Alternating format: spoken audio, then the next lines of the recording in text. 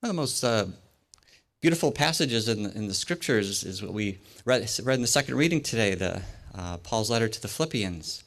And this beautiful passage that was seen as so stylized and poetic that it was believed that it was something that was used by Christians in their worship.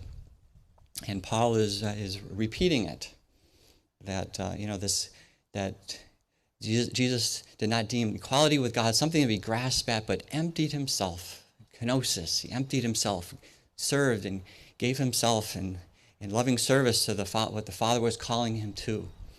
And so this great way of honoring what Jesus did and then embracing in trust that way for our life as well. That Jesus is saying, it's okay to do this. I've done it. No, you can follow me. Come follow me. And to be that emptying, that letting go, and trusting ourselves to the way that the Father's calling us. And of course, it's consistent with what Jesus also said in terms of, letting go, lose yourself to find yourself. And of course, predicated by this is that you have something to let go of. You have to have a self to be able to let go of that self in order to embrace a deeper self. So you have to have an ego before you can let go of the ego. You have to have something to be emptied of. And in order you receive a gift, so you let go of the gift so that you're open to receiving a greater gift. And it's interesting. There's a Peanuts comic strip where Lucy once said, you learn more from your defeats than your victories. And Charlie Brown responds, that must make me the smartest man in the world. So, and obviously, there's a way in which, the letting go, the defeats, the failures, the stumbling that we do in life, one of the ways, of course, is that we don't overinvest ourselves in those things, that we don't make whatever that might be our whole identity. I mentioned this a couple of months ago, in the homily the story of Darryl Stingley, who was a great football player for the Patriots and who was paralyzed. And he came to as he struggled with that loss, his whole identity was being a great football player. And he would come on to say later, though, that it was the best thing that ever happened to him.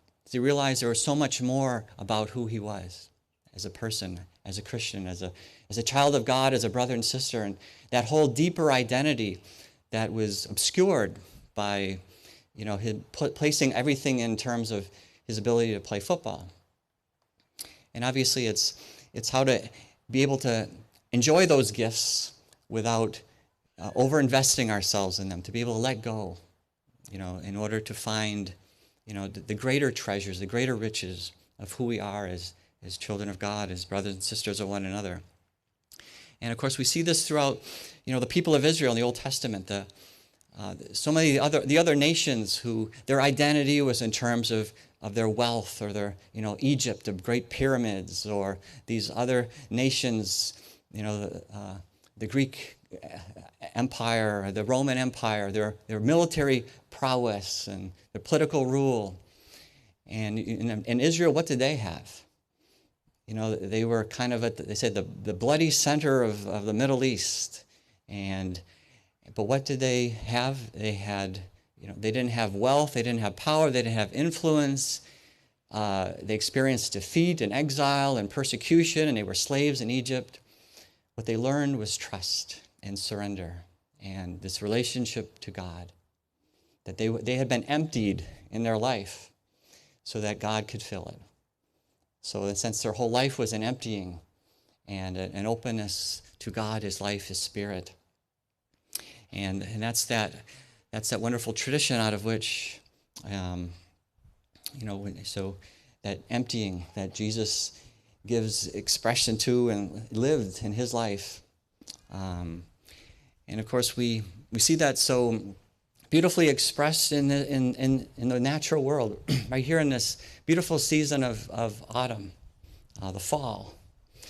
And it's interesting how when people are asked what's the most beautiful season of the year, the fall always wins.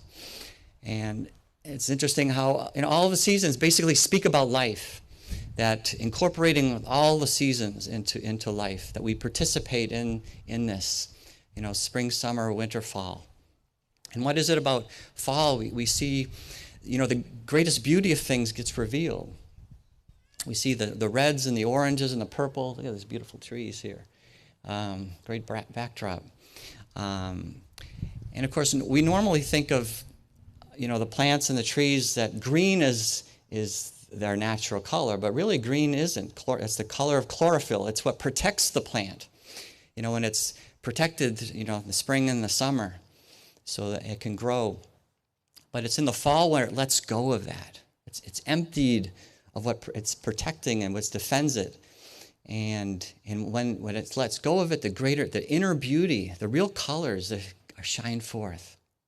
And they're great in a beautiful abundance. And I think that's really in the same way, when we are able to let go and be emptied, it's no longer the I, but it's the presence of God that comes forth. The beauty of his life gets revealed. Our trust and our surrender, the power, the presence of God's life gets manifest. And I think that's what we see expressed. We see in the natural world, and it's fall is what makes possible a new springtime. It's in the letting go, the emptying. It's not a dying as in a ceasing to be. It's a handing over of life. Fall is what makes possible spring. We see, we catch a glimpse of life handing on life being life-giving, so that what makes it through the winter and enables a new spring to come forth. And I think we see that in how the emptying of Jesus, his pouring himself out for us, is the seed of the life to which we all are recipients. So, and as he gives, we receive, and in the same way, we pass on and share that gift in loving service to our brothers and sisters. And I think we celebrate that at each Mass. Each Mass, we take the grain of wheat and the grape. They have to let go of themselves as in that identity. The grain of wheat has to stop being a grain of wheat. It has to be willing to surrender itself. It has to be crushed in order to become the bread, in order to become the body of Christ. In the same way, the grape needs to surrender itself as a grape. It needs to be crushed in order to become the wine, which then becomes the blood of Christ. And it's that willingness to let go of what is good. It's not letting go of something that's bad. It's letting go of something good in order to embrace something that's even better. And really, that's that trust, that surrender that we are all called to on the journey of life. And Jesus, of course, letting go. That's what it means. That's what. That's the priesthood that we all share in. There's a priesthood of the general priesthood of sacrifice, of letting go in order that God's life can enter in. And that's that sacrifice that there's an openness for God's life to come in and transform and heal and change and make new. And that's that which we participate in, that we're able to participate in.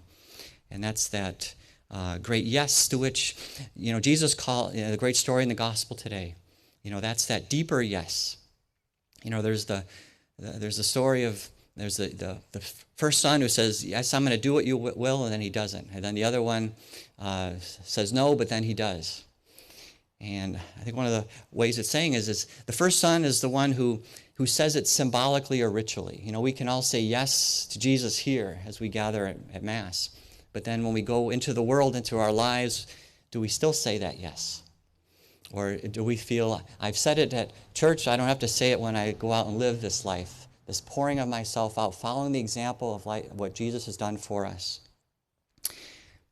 And so it's that second yes, that this yes is meant to help us to be able to embrace more fully. And it's interesting how Jesus talks about, the tax collectors, the sinners, so many of the people who had failed in a sense, who had stumbled in life, who often didn't see themselves very highly. That's that emptying that life had done to them, which may dispose them in a sense to what God could do through them. They didn't have a sense of which we can do this. They had that sense of we can't do this. It's only through God's grace that we can do anything. So that's why Jesus is saying, is, the tax collectors, the prostitutes, the sinners, the people basically who had been emptied out, had failed, that came to the place where, in you alone, God, can anything good come out. In a sense, those who basically had that sense of we can do this ourselves, they didn't have this openness to what Jesus could do for them or through them. So that's why Jesus is, challenging them, the followers, not to deceive themselves, but to have that special openness to what God could do through them. And so, as we, gather here as God's family, may we continue to allow the beauty, the inner beauty of God's life in us.